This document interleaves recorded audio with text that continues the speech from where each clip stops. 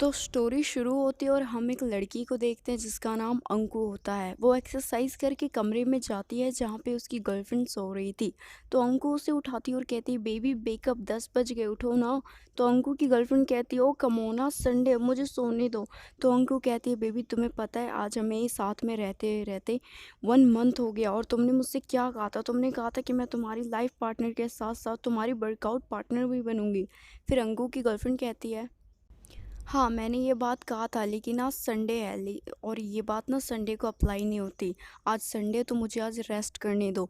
तो अंकु कहती है तुम तो हफ्ते के सातों दिन रेस्ट करती हो। फिर अंकु की गर्लफ्रेंड कहती है हटो तुम्हारे अंदर से पसीने की बदबू आ रही है। फिर अंकु कहती है चलो दोनों पसीना पसीना हो जाते हैं।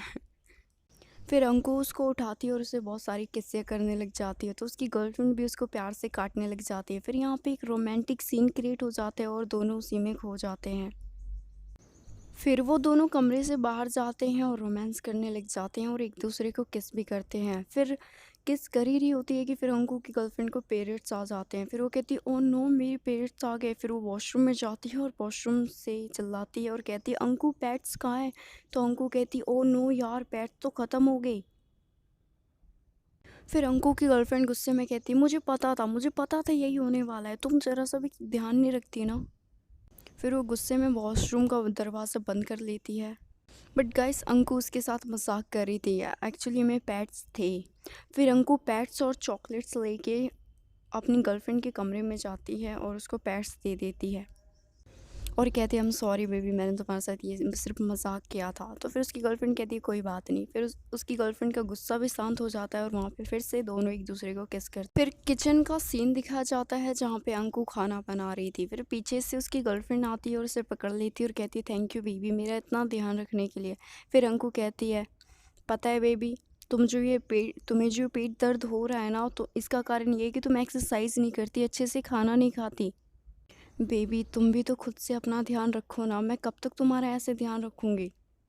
फिर अंकु की गर्लफ्रेंड कहती है ओ यार प्लीज़ तुम दोबारा शुरू मत हो जाना, ये करो वो करो, मुझे नहीं करना कुछ भी। फिर वो गुस्सा हो जाती है और वहाँ से चली जाती है और जाते जाते कहती है तुम्हें पता है ना मेरे पेट आ रखे हैं और मुझे ऐसे पेट दर्द इतना हो रहा है कि मुझसे खड़ा नहीं हुआ जा रहा और तुम अलग से इरिटेट कर रही हो।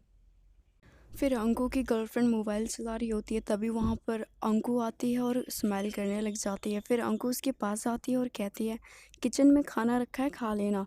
तो अंकु की गर्लफ्रेंड कहती है तूने खाया। तो अंकु कहती है नहीं मुझे भूख नहीं है। तो अंकु की गर्लफ्रेंड कहती है नहीं मुझे भी भूख नहीं है। फिर रात का सीन दिखाया जाता है जहाँ पर अंकु सिर्फ सोफे पे सो रही थी और उसकी गर्लफ्रेंड उसे देख रही थी।